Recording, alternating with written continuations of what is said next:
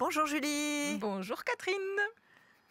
Alors comme vous pouvez le remarquer, l'ambiance n'est pas du tout la même que dans le podcast précédent. Non, c'est sûr. Là, on est dans l'espace, on est dans les jeux vidéo, on est dans le gaming. On n'est plus du tout en droit du travail. On avait bien besoin de ce petit interlude musical pour bien faire comprendre Ouais. qu'on avait changé d'univers. Et nous remettre les idées en place. Là. Et du coup, t'es toujours là sur le plateau. Désolée, hein. Là, je vais faire les 20 heures de direct finalement. J'aime bien ça, je reste. Tu restes, c'était ton fauteuil, ce que tu disais. Et voilà, si tu restes, c'est parce qu'effectivement, tu as plein de casquettes dans ta vie. Oui. Voilà. Et dans une de tes nombreuses casquettes, tu es bénévole chez Alsace Digital. Alors, on va peut-être commencer par se présenter. Alors, moi, je suis Catherine Mosser. Toi, tu le sais, mais... Qui ne connaît pas Catherine Mosser à Strasbourg? Franchement, levez la main. En fait, Il y en a 3. Moi, je suis permanente de l'association Alsace Digital qu'on va présenter tout à l'heure. Et comme toute association, il y a un bureau dans l'association. Et Julie est présente. Tu es... J'ai eu la folie de rejoindre le bureau d'Alsace Digital il y a à peu près 1 an. Oh, j'ai perdu l'oreillette. Il y a à peu près 1 an. Et avant ça, j'étais bénévole.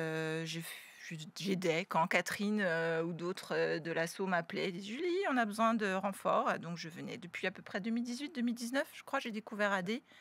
Et j'ai commencé à m'investir progressivement jusqu'à venir leur prêter main forte il y a à peu près 1 an. Ouais. Et voilà, Alsace Digital, si effectivement tu as pu venir trouver ta place dans cette association, c'est parce que Alsace Digital, c'est une association qui est tournée vers l'entrepreneuriat et le numérique. Et surtout le numérique, parce que c'était l'entrepreneuriat déjà avec un outil numérique fort dans la proposition de valeur. Et ce numérique, il est partout. Et on le construit ensemble, on l'interroge ensemble, et on l'interroge ensemble à travers des événements qui sont toujours de l'intelligence collective. On appelle ça un grand bac à sable, où on peut faire des événements qui ressemblent à ceux dont rêvent les bénévoles. Et c'est toujours des événements pour apprendre ensemble et développer ses compétences entre pairs, on appelle ça, mais entre personnes qui savent un peu plus sur un sujet, d'autres qui savent un peu moins. En fait, il y a toujours ce partage de connaissances autour des compétences qui est présent vraiment fondamentalement dans l'association. C'est vrai que c'est vraiment ce qui me plaît. Exactement. Alsace Digital, ça fait grandir. Les bénévoles ont vraiment toute leur place et quelles que soient leurs envies, leurs coups de folie dans matière de l'univers numérique, ils peuvent faire des choses, tester, expérimenter, reprendre confiance en eux aussi. Moi, ça a été mon cas. J'ai participé à un certain nombre d'actions qui m'ont beaucoup aidé en fait, et puis rencontrer des gens, des experts, vraiment des pointures dans leur domaine. C'est vraiment la force, je trouve, chez Alsace Digital. Ouais, c'est vrai. Et donc, on n'est pas là pour parler d'Alsace Digital, mais Non. on est là pour parler d'un nouveau projet d'Alsace Digital. Ah oui. Et puisque, comme tu le dis si bien, en fait, on fait tout le temps des nouveaux projets parce qu'en fait, c'est les projets des bénévoles. On est vraiment une association de bénévoles. Les personnes y s'inscrivent là individuellement, même si on a plein de partenaires qui sont des entreprises. On appelle les entreprises à devenir partenaires de l'association avec grand plaisir, sinon on n'existerait pas. Mais l'idée, c'est que les personnes viennent avec leurs envies, leurs questions, leurs expertises, comme tu dis, et on se dit, ok, est-ce qu'il y a d'autres personnes qui les partagent? On arrive à créer un petit collectif comme ça, et hop, on y va, on expérimente. Et on avait fait un premier événement avec toi qui s'appelait Numérique en commun, qui est un événement qui a lieu en Alsace une fois par an, mais qui a surtout lieu nationalement une fois par an. Et j'en profite pour faire de la pub. La prochaine édition de Numérique en commun nationale aura lieu à Strasbourg en octobre. Donc si vous voulez apprendre plein de choses sur le numérique, ça sera au Palais universitaire en octobre. Mais en tout cas, dans ce Numérique en commun qui porte bien son nom, toi, tu avais déjà apporté la question du jeu vidéo comme lieu des communs et comme lieu d'apprentissage du commun. Alors, comment ça a été venu cette question, cette envie d'explorer le jeu vidéo et vraiment dans toutes ses dimensions? Ouais. Alors, je suis une noob. Vraiment, les gamers voient de quoi je parle. Initialement, j'ai 45 ans, les jeux vidéo, c'est pas trop ma partie. Puis j'ai grandi à la campagne, il n'y avait pas Internet, évidemment, quand j'avais 10, 12, 15 ans.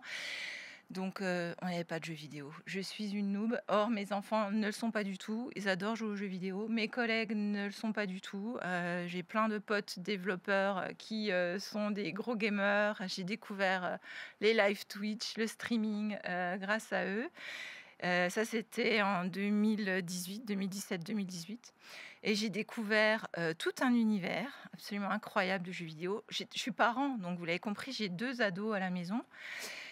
Et c'est vrai que le jeu vidéo, ça me crispait un petit peu. Je pense qu'il y a beaucoup d'auditeurs qui doivent comprendre ce dont je parle là. C'est que le jeu vidéo, pour moi, c'était mon enfant passait énormément de temps. Je trouvais beaucoup trop de temps sur son téléphone ou sur son PC à geeker, comme on dit. Et je ne comprenais pas cet engouement. Donc, en fait, au bout d'un moment, soit vous essayez de comprendre un peu ce qui se passe, soit vous vous coupez un peu, ou vous vous énervez, ou voilà, où il y a une forme de rupture avec votre enfant.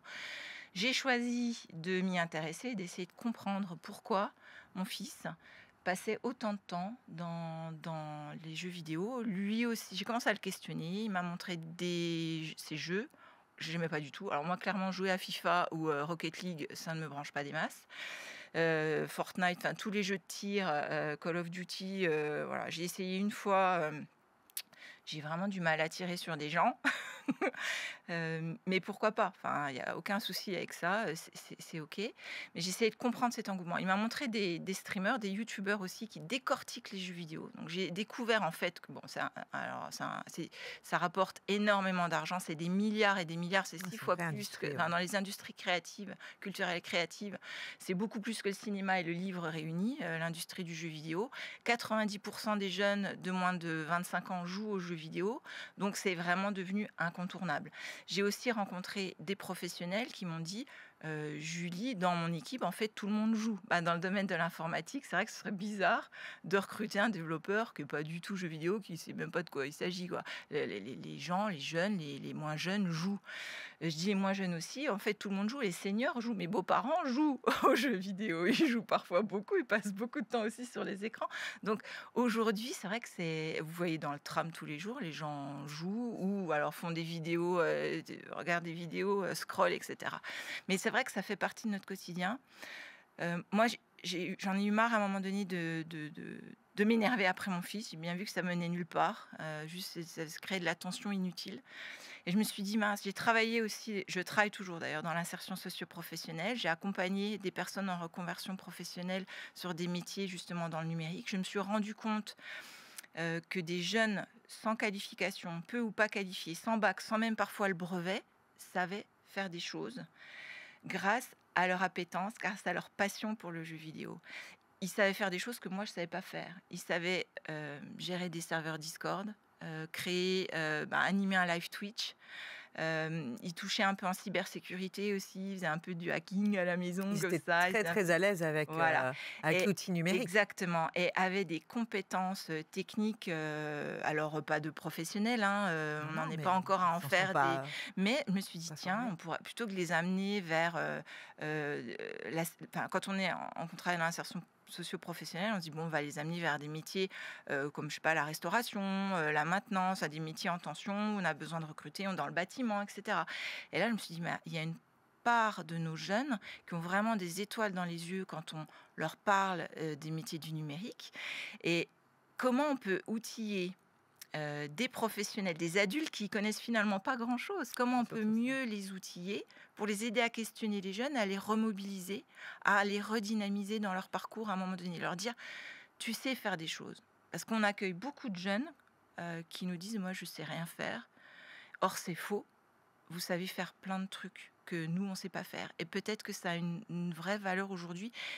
Et on le voit avec l'intelligence artificielle ou avec d'autres outils de communication, de gestion de communauté. Vous savez faire ça, c'est plutôt naturel, vous êtes doué pour faire ça. Donc est-ce qu'il n'y a pas moyen de transformer l'essai, de les amener vers des formations qualifiantes, les amener déjà tout simplement à sortir de chez eux, à reprendre confiance en eux pour faire quelque chose? Et donc, on est parti de cette question, en fait, effectivement, de la place du jeu vidéo, de la valorisation de tout ce que pouvait apporter le jeu de vidéo, parce que, voilà, maintenant, on sait que c'est une industrie, on sait qu'il y a des métiers derrière, c'est à peu près, voilà, et ces métiers sont, voilà, dans l'industrie culturelle et créative, c'est un peu près admis. Par contre, ce que tu soulignes, c'est la difficulté pour certains jeunes de mettre en avant la façon dont ils jouent et comment ils jouent et ce qu'ils font autour du jeu. Il y a quand même encore une certaine pudeur, il y a quand même un certain jugement de la société par rapport à ça. Et c'est voilà, c'est sur ça qu'on a continué à tisser le fil avec toi. Et tu t'es dit, bon, alors, c'est ton côté hyper... pas de chercheuse, mais effectivement, tu as fait encore des études marketing et tout, donc du côté études, terrain. Donc tu t'es mis à faire un questionnaire de ton côté. Oui.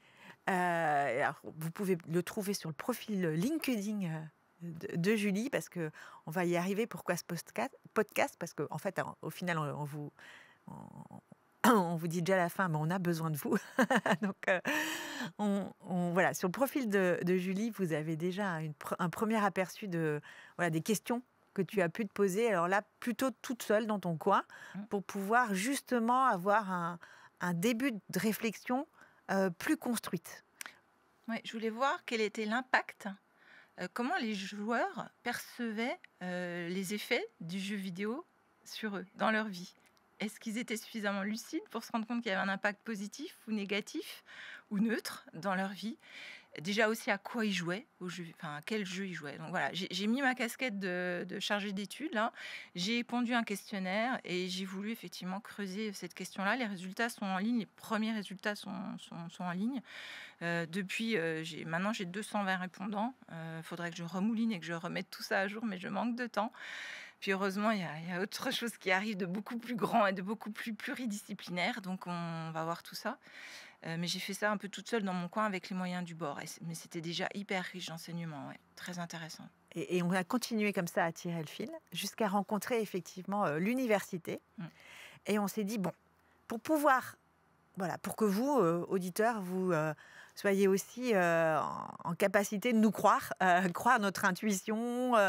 Voilà, ça va pas être évident, en fait, de pouvoir convaincre des jeunes de transposer, en fait, juste même par écrit, parce que c'est cette question-là de la transposition de compétences qu'on interroge, hein, et pour l'instant on l'interroge, mais sur un CV, que la personne en face de lui qui l'accompagne puisse l'accepter, comprendre, voilà, créer ce commun de perception de ce qu'est une compétence qu'on a développée à travers la pratique du jeu vidéo. Comment on peut voilà, la faire comprendre, comment la personne peut l'appréhender, est-ce que je peux m'en servir dans un autre cadre professionnel? Voilà, c'est plein de questions qu'on a. Et si on a fait ce podcast, c'est pour vous inviter à participer en fait aux réponses à toutes ces questions. Et on a trouvé vraiment un super vecteur. L'université a un projet qui s'appelle l'Université ouverte. Le projet s'appelle Opus, OPUS. Et ils ont lancé un appel à projet pour que la société civile puisse poser des questions de recherche et que les chercheurs participent à la réponse à ces questions de recherche. Et là, je suis allée voir Julie et je lui ai dit oh, bah écoute, ta question marketing de chargée d'études, on va la transformer en vraie question de recherche scientifique, parce que ça, nous, on ne savait pas faire du tout. Donc, on voit bien qu'il faut se poser beaucoup de questions pour faire une question. Et là, c'est le début de tout ce projet-là. Et l'idée, c'est voilà, d'avoir le maximum de personnes autour de nous, de la société civile, qui puissent participer à ce projet de recherche, parce que l'idée, c'est vraiment, dans les sciences participatives, c'est comme ça que ça s'appelle, que les citoyens, en fait, puissent donner leur avis et leur connaissance, non pas en juste répondant à l'enquête, mais en participant à la construction de la question, à la façon, à la méthodologie pour avoir les réponses à ces questions. Il y a plein d'étapes. Le projet, il va être sur 2 ans. Et on essaye petit à petit, en fait, d'avoir le plus de retours possible, toujours dans l'objectif d'être le plus pertinent possible. Et que ça puisse, après, être de façon pratico-pratique, diffusé et rebondir sur d'autres études, repartir sur d'autres outils, mais qu'on puisse avoir plein de données qui puissent aboutir à des outils pour pouvoir valoriser et aider, alors là c'est les jeunes, à déployer leurs ailes à travers le jeu vidéo. Et c'est vrai que c'est une grande aventure et on a plein de partenaires déjà qui sont autour de ce projet. Ouais, on peut saluer déjà Laurence Schmoll de l'université, bien sûr, qui est à fond dans ce projet, hyper motivée. Et à qui on fait coucou. Elle n'a pas pu être là ce matin, elle aurait dû être parmi nous ce matin, mais ce n'était pas possible, elle avait une contrainte professionnelle. Et puis autour de la table, on a aussi des structures, pas des petites structures à Strasbourg qui sont hyper intéressées par le projet, notamment la mission locale pour l'emploi de Strasbourg et l'Eurométropole, qu'on salue, tous les conseillers qui font un super boulot avec les jeunes. Voilà, donc l'idée, c'est vraiment de les outiller, de les aider, tous ces conseillers. Comment vous pouvez questionner un jeune sur ces sujets-là, l'aider à un peu sortir de sa chambre et reprendre confiance en lui. L'atelier aussi, qui porte le dispositif, notamment de l'école de la deuxième chance, avec Laurence, les équipes de Laurence Brica. À la Méno, on a la Cybergrange évidemment qui sur le e-sport, le gaming porte des initiatives. On salue Mohamed Amara qui est super et qui fait un super boulot avec toutes ses équipes. On a aussi évidemment Random Bazar au Shadok qui est dans la boucle. Et en fait, c'est vraiment ça, cette pluridisciplinarité. On a des gens qui sont déjà dans l'univers du jeu vidéo, comme Random Bazar, qui est vraiment spécialiste du jeu indépendant. Ou la chronique du geek. Ou la chronique du geek avec Nishan. Coucou les amis. On a vraiment... c'est chouette parce que l'idée, c'est ça, c'est de mettre tout le monde autour de la table et de voir... Moi, toute seule, j'ai vu des choses, mais c'est bien de se confronter aux autres, à leur réalité au quotidien, à leurs besoins, parce que l'étude, elle n'est pas là juste pour être perchée et lire des bouquins, avoir une bibliographie de dingo. L'étude est vraiment là, le projet il est vraiment là pour faire participer un maximum de monde et plein de jeunes, des gamers, des gameuses, des passionnés de jeux vidéo qui ont envie d'apporter leur contribution. Peut-être des gamers aussi qui sont en souffrance parce qu'il ne faut pas le nier, jouer beaucoup, ne pas sortir de sa chambre, c'est pas forcément aussi un impact. normal. Et ça a un impact, ça peut avoir un impact, je l'ai vu dans les chiffres, et ils l'écrivent, ils sont très lucides par rapport à ça, ils savent très bien que ça peut, que c'est pas normal, que c'est pas bon pour eux. Alors c'est une petite part des gamers, c'est pas beaucoup. Oui, c'est ça, il ne faut pas non plus souligner ce point Exactement. négatif. Exactement, ça leur apporte beaucoup plus de positif que de négatif. Le positif, pour en dire un mot très rapidement, c'est les réflexes, l'anglais, les langues, ça revient très souvent. Le positif. D'ailleurs, c'est pour ça que Laurence est chercheuse dans un laboratoire de langue. On a commencé par cette compétence-là. Tout à fait. En IRL, in real life, ils peuvent avoir assez peu d'amis, mais en ligne, avoir une communauté d'entraide, d'amis absolument de dingue. Donc ça, ils le disent tous, ils le décrivent très bien. Les filles, les garçons, il y a vraiment beaucoup de choses. Il y a la capacité à taper sur un ordinateur, à brancher un ordinateur. Les gamers ou les gameuses montent leurs ordinateurs, les composants. J'ai parlé des serveurs Discord tout à l'heure, qui arrivent, certains se mettent dans la programmation parce qu'ils programment des bots, des choses comme ça. Et il y a vraiment beaucoup de choses. Par contre, c'est vrai que comme pour les adultes, comme pour les non-gamers ou les gens qui voient ça un peu de loin, comme tout le monde en fait, n'importe quel professionnel, le jour où vous devez chercher un emploi, ou vous réfléchir à un projet de reconversion professionnelle, quand vous devez mettre toutes vos compétences à plat, c'est un exercice qui est facile pour personne. C'est compliqué pour tout le monde de se dire ok, qu'est-ce que je sais faire, vers quoi je veux aller. Donc c'est pas facile pour nos jeunes quand on travaille dans l'insertion socio-professionnelle. C'est notre job de les accompagner là-dedans. C'est facile pour personne. Donc pour les joueurs, se dire tiens ouais c'est vrai, je pourrais mieux valoriser ça dans mon CV, c'est pas naturel du tout. Et de l'autre côté, en fait, ce qu'on a quand même remarqué, et c'est pour ça qu'on fait cette recherche en sciences participatives, parce qu'on s'est dit que monter une démarche qui a une vraie valeur scientifique et qui du coup pourra avoir un vrai impact, c'était important de ne pas rester sur une intuition ou sur une enquête avec 200 personnes, mais vraiment monter à l'échelle, parce que en fait, les recruteurs de l'autre côté, les RH, eh ben, la plupart du temps, ces personnes ont aussi plein de préjugés. Oui, Et juste. vu leur âge, il n'y en a pas énormément qui y jouent. Et même s'ils jouent, ils n'arrivent pas à faire le pont forcément et trouver, alors sur un public qui est encore plus en fragilité par rapport à ses compétences, c'est plus marqué, mais il faut aussi en fait outiller les personnes pour aller au-delà de leurs préjugés. Et c'est toute cette démarche qu'on est en train de mettre en marche et on a besoin effectivement de retours. Même si vous avez lu un article, s'il y a quelque chose d'intéressant dans un autre coin du monde.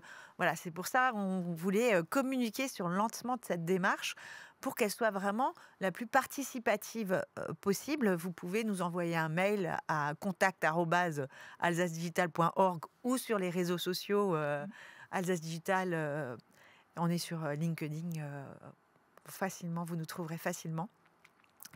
On mettra en place des outils de communication spécifiques à ce projet, mais voilà, spontanément, vous pouvez nous écrire parce qu'on sent vraiment qu'il y a un très grand engouement. Il y a un truc à faire. Il y a un truc à Vraiment, faire, collectivement. c'est ça, et qu'on ne peut pas laisser le jeu vidéo dans un espace de loisirs, alors que on magnifie de plus en plus le sport et les compétences que les jeunes développent dans le sport pour du management et des choses comme ça. Et voilà, le jeu vidéo est à la même place, à la même façon. Il passe autant de temps, sûrement des fois même plus, puisqu'on peut facilement le faire à toute heure du jour et de la nuit, jouer. Donc, ce qui était important, c'est vraiment de poser ça dans un contexte. Et nous, on ne sait pas encore quelles compétences sont vraiment importantes dans le jeu vidéo. On va le découvrir, en fait. Et on vous le partagera dans les prochains épisodes. On va essayer de vous faire des petits rendez-vous. On reviendra l'année prochaine. On reviendra pour vous en parler régulièrement. Avec des joueurs, des joueuses. Voilà, on a 3 comités. Un comité scientifique pour des personnes qui sont dans des cadres de projets de recherche. On a un comité des partenaires. Ça, c'est les structures qui nous suivent. Et on a un comité de joueurs, bien sûr. Donc voilà. C'est encore ouvert si vous avez envie de participer. Si vous adorez le jeu vidéo et que vous avez envie de participer avec nous à tout ça, allez-y, go on, venez, rejoignez-nous. Voilà. Vous êtes les bienvenus. Merci beaucoup, Julie. Merci, Catherine. Voilà.